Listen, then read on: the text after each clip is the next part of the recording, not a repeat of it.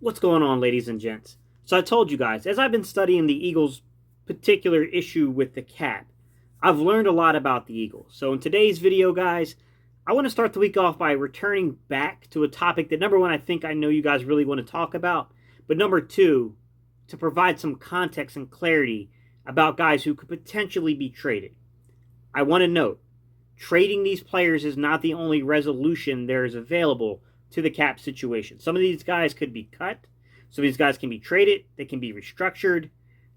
Some of them can renegotiate their contracts, guys. It doesn't mean that this is the end-all, be-all, but it's the particulars of their contract and what it does, and I want to point it out to you guys. All right, so without further ado, I'm going to give you 3 players on the Philadelphia Eagles who could be traded this offseason. All right, y'all. Let's get it.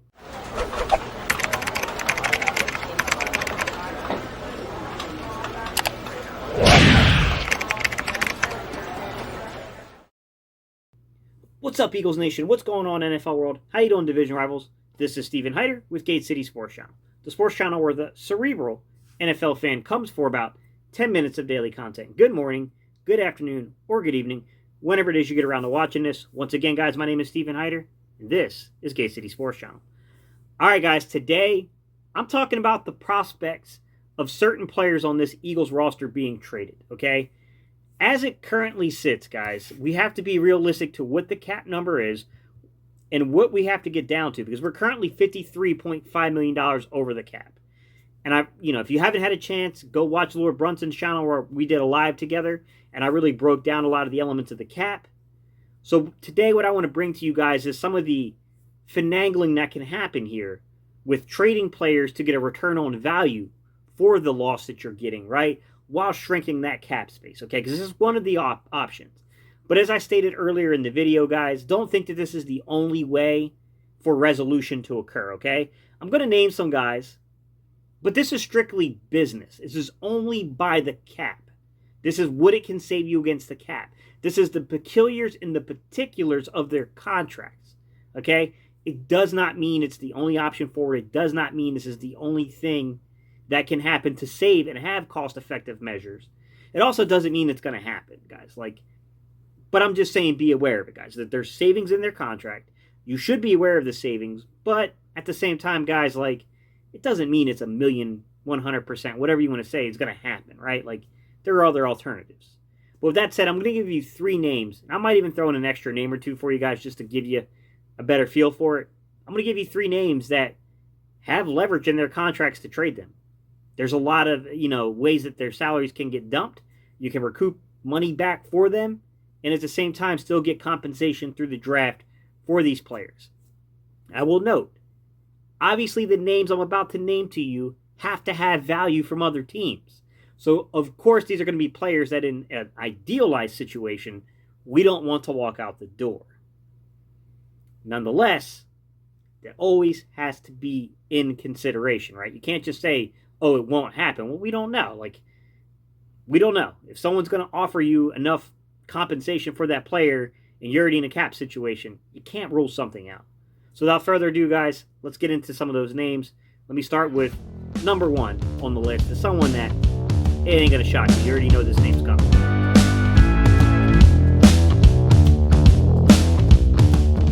The number 1 guy on this list, guys, Zach Ertz. There's been some momentum going recently to maybe walk back some of the statements about Zach Ertz, that maybe he's not done, right? But then we've had, some things released that shows that teams like Indianapolis have a lot of interest in a guy like Zach Ertz, even though they have, Ali Cox there. I think Trey Burton is a free agent, but, obviously they're not tight end needy, but they would like to add a guy that could be an impact player like Zach Ertz could be. So the first guy up on this list, guys, is Zach Ertz. And let me just get into the specifics of his contracts and how and why you save money here, right? So to begin with, Zach Ertz is really only on a 1-year deal left. It's just 2021. The remaining 2 years on his contract, guys, are dummy years. The only money that's attached to the contract at all past 2021 is part of the prorated bonus, which probably came as part of the unguaranteed money inside of his signing bonus, okay? That's likely where that money's coming from. So, Zach Ertz's contract, and just a really quick brushed over painting here, guys. $8.25 million in base salary, $4.221 million in a prorated bonus. It's mostly where you get things like your signing bonus gets kind of listed there, guys. The cap hit. So you take that base, you take that prorated bonus, you add those up, and you get a cap figure of $12,471,500. That's what Zach would cost you to keep on your roster. If you cut him, you're gonna save yourself $4.7 million. If you trade him, you're gonna save yourself $4.7 million. The Eagles can go either way here on this player. The bottom line is, you're looking at a guy with only 1 year really left on the contract. You're looking to move this guy to someone that probably views themselves as a contender, right? This is someone that thinks they're a piece or two away because they know the complexity of the fact that they're going to have to either walk away from Zach Ertz following this season or rework something out with Zach Ertz, okay? So that would be the target here. You also have some leverage here. You can't be bent over the barrel on this one just because you can release this guy and get the same cap savings.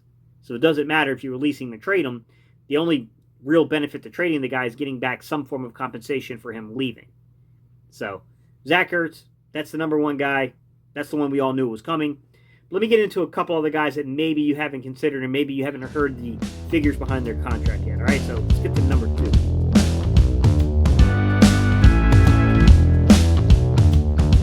The second contract I want to make you guys aware of, and the second player, is Darius Slay.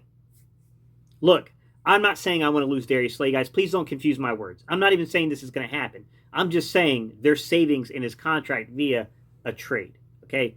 That's the claim I'm making, guys, all right? He's got a $12 million base salary. He's got a $3.25 million prorated bonus, okay? He's got a workout bonus of $500,000. And he's got a fully guaranteed base salary of $12 million, okay? Here's the thing. No guaranteed money following this season. And he's only got 2 dummy years in 2022 and 2023. So his contract really kind of runs out following this season. That's pretty much it for him. His cap number, his cap figure for the Eagles, so if you take the base, you take his prorated bonus, you take his workout, you get $15.75 million. You're just going to count $15,750,000 against the cap for the Eagles. Here's the situation. If you cut Darius Slay, it's going to cost you $6 million. But if you can trade Darius Slay, and this is not with the June 1st designation, this is just a straight trade pre-June 1st, you get a $6 million savings in his contract. Would other teams have us a little against the barrel here because they know we just traded for this guy ourselves the year prior? He is over 30 years old. He's still a good football player, but it's not the Darius Slay from 3 or 4 years ago. Sure, you may not get the compensation you would ideally want, but you're going to get something in return for Darius Slay. The Eagles would have to decide if they would rather have the player. Because let's be real, we don't have a lot of options at corner. That's what makes this one kind of hard to think it's going to happen. It's like, yeah, you trade Darius Slay, then man, who are you throwing out there at corner to begin the year? And no doubt about it, guys. Please, I'm not confused about that. I get that aspect. I get that point. But the savings are the savings. We're in a cap situation. We need draft value. The guy has value. Like, I can't sit there and turn a blind eye if I'm going to do a video like this to this. So, number 2 is Darius Slay. But let me get into my third person for you, and I'll give you guys a bonus guy. All right, so number 3.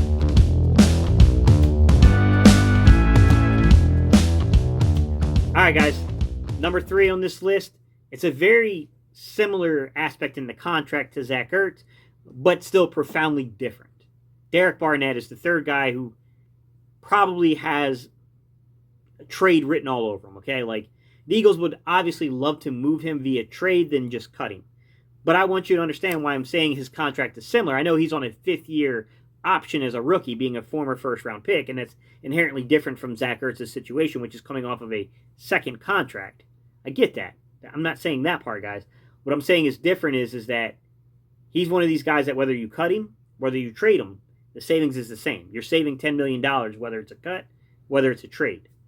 The appeal here being, if you can get something for Derrick Barnett, it's better than just going with nothing, right? That would be your appeal to moving Derrick Barnett. Now, what could you get for Derrick Barnett? I don't know, guys. I have no clue. I mean, I could throw out random numbers, but I don't know the guy's value until we see what other teams are inquiring and we get reports.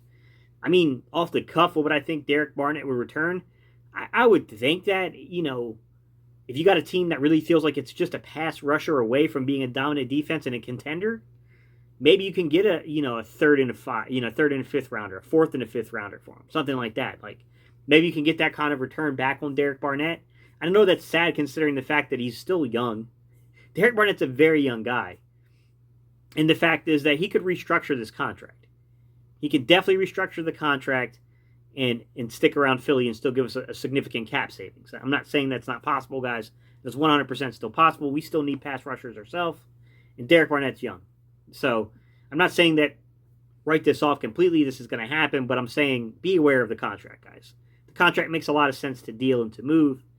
But with that, guys, I want to bring you my final, I'll give you two. I'll give you two bonus players and some concluding thoughts here, okay? So let's get to it.